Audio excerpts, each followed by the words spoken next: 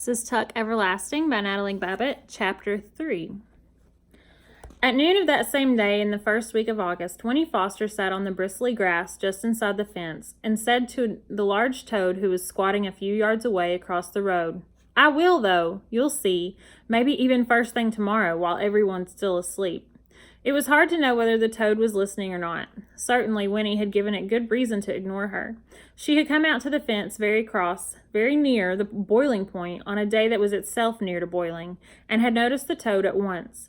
It was the only living thing in sight, except for a stationary cloud of hysterical gnats suspended in the heat above the road. Winnie had found some pebbles at the base of the fence, and for lack of any other way to show how she felt, she had flung one at the toad. It missed altogether, as she'd fully intended it should. But she made a game of it anyway, tossing pebbles at such an angle that they passed through the gnat cloud on their way to the toad. The gnats were too frantic to notice these intrusions, however, and since every pebble missed its final mark, the toad continued to squat and grimace without so much as a twitch. Possibly it felt resentful, or perhaps it was only asleep. In either case, it gave her not a glance, when at last she ran out of pebbles, and sat down to tell it her troubles. "Look here, Toad," she said, thrusting her arms through the bars of the fence and plucking at the weeds on the other side. "I don't think I can stand it much longer." At this moment, a window in the front of the cottage was flung open, and a thin voice, her grandmother's, piped, "Winifred, don't sit on that dirty grass. You'll stain your boots and stockings." And another, firmer voice, her mother's, added, "Come in now, Winnie, right away. You'll get heat stroke out there on a day like this, and your lunch is ready." "See," said Winnie to the toad, "that's just what I mean. It's like that every minute. If I had a sister or a brother, there would be someone else for them to watch. But as it is, there's only me. I'm tired of being looked at all the time. I want to be by myself for a change." She leaned her forehead against the bars, and after a short silence, went on in a thoughtful tone. "I'm not exactly sure what I'll do, you know. I mean, something interesting, something that's all mine, something that would make some kind of difference in the world. It'd be nice to have a new name to start with, one that's not all worn out from being called on so much. And I might even decide to have a pet, maybe a big old toad like you that I could keep in a nice cage with lots of grass and—" At this, the toad stirred and blinked. It gave a heave of muscles and plopped its heavy mud ball of a body a few inches further away from her. "I suppose you're right," said Winnie. "Then you'd just be the way I am now. Why should you have to be cooped up in a cage, too? It'd be better if I could be like you, out in the open and making up my own mind. Do you know, they've hardly ever let me out of this yard all by myself. I'll never be able to do anything important if I stay here like this. I expect I'd better run away." She paused and peered anxiously at the toad to see how it would receive this staggering idea. But it showed no signs of interest. "You think I wouldn't dare, do you?" she said accusingly. "I will, though. You'll see. Maybe even first thing in the morning while everyone's still asleep." "Winnie!" came the voice from the window. "All right, I'm coming," she cried, exasperated, and then added quickly, I'll be right there, Mama." She stood up, brushing at her legs where bits of itchy grass clung to her stockings. The toad, as if it saw that their interview was over, stirred again, bunched up, and bounced itself clumsily off toward the wood. Winnie watched it go. "Hop away, Toad," she called after it. "You'll see. Just wait till morning." So far we've met the Fosters, which have the little girl named Winnie, who seems to be a little frustrated that she's being watched all the time. And we have Tuck and May, who seem to be kind of old, cranky married couple. And they're the ones that have looked the same for 87 years. So I wonder why that is. Chapter 4. At sunset of the same long day, a stranger came strolling up the road from the village, and it paused at the Fosters' gate. Winnie was once again in the yard, this time intent on catching fireflies, and at first she didn't notice him. But after a few moments of watching her, he called out, "Good evening." He was remarkably tall and narrow. This stranger standing there, his long chin faded into a thin, apologetic beard, and his suit was a jaunty yellow that seemed to glow a little in the fading light. A black hat dangled from one hand, and as Winnie came toward him, he passed the other through his dry gray hair, settling it smoothly. "Well, now," he said in a light voice, "out for fireflies, are you?" "Yes," said Winnie. "A lovely thing to do on a summer evening," said the man richly. a lovely entertainment.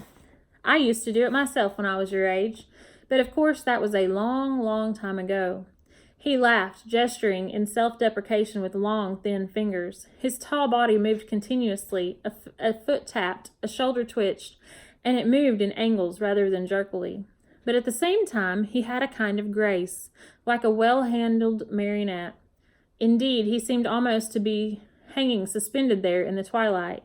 But Winnie, though she was half charmed, was suddenly reminded of the stiff black ribbons that they had hung on the door of the cottage for her grandfather's funeral. She frowned and looked at the man more closely, but his smile seemed perfectly all right, quite agreeable and friendly.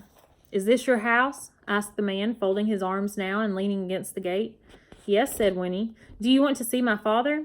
"Perhaps in a bit," said the man, "but I'd like to talk to you first. Have you and your family lived here long?" "Oh, yes," said Winnie. "We've lived here forever." "Forever," the man echoed thoughtfully. It was not a question, but Winnie decided to explain anyway. "Well, not forever, of course, but as long as there have been any people here. My grandmother was born here. She says this was all trees once. Just one big forest everywhere around, but it's mostly all cut down now, except for the wood." "I see," said the man, pulling at his beard. "So, of course, you know everyone and everything that goes on." "Well, not especially," said Winnie. "At least I don't." "Why?" The man lifted his eyebrows. "Oh," he said, I'm looking for someone, a family." "I don't know anybody much," said Winnie with a shrug. "But my father might. You could ask him." "I believe I shall."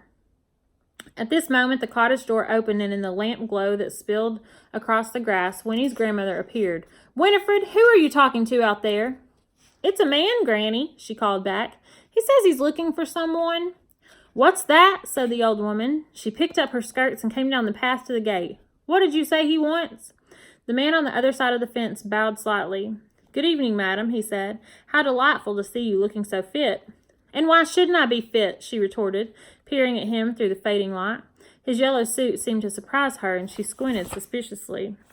"We haven't met that I can recall. Who are you? Who are you looking for?" The man answered neither of these questions.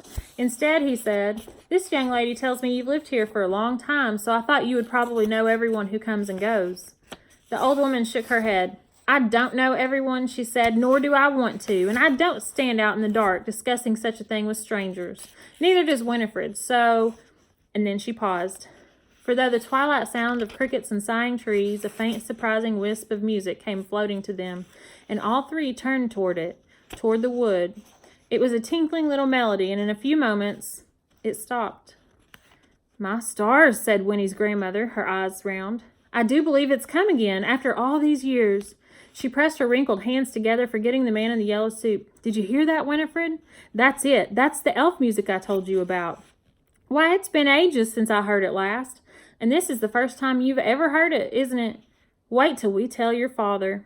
She seized Winnie's hand and turned to go back into the cottage. "Wait," said the man at the gate. He had stiffened, and his voice was eager. "You've heard that music before, you say?" But before he could get an answer, it began again, and then they all stopped to listen. This time it tinkled its way faintly through the little melody 3 times before it faded. "It sounds like a music box," said Winnie when it was over. "Nonsense! It's elves!" crowed the grandmother excitedly. And then she said to the man at the gate, "You'll have to excuse us now." She shook the gate latch under his nose to make sure it was locked, and then, taking Winnie by the hand once more, she marched up the path into the cottage, shutting the door firmly behind her. But the man in the yellow suit stood tapping his foot by the road for a long time all alone, looking at the wood. The last stains of sunset had melted away, and the twilight died too. As he stood there, though its remnants clung reluctantly to everything that was pale in color, pebbles, the dusty road, the figure of the man himself, turning them blue and blurry. Then the moon rose. The man came to himself and sighed. His expression was one of intense satisfaction. He put on his hat, and in the moonlight his long fingers were graceful and very white. Then he turned and disappeared down the shadowy road. And as he went away, he whistled, very softly, the tinkling little melody from the wood.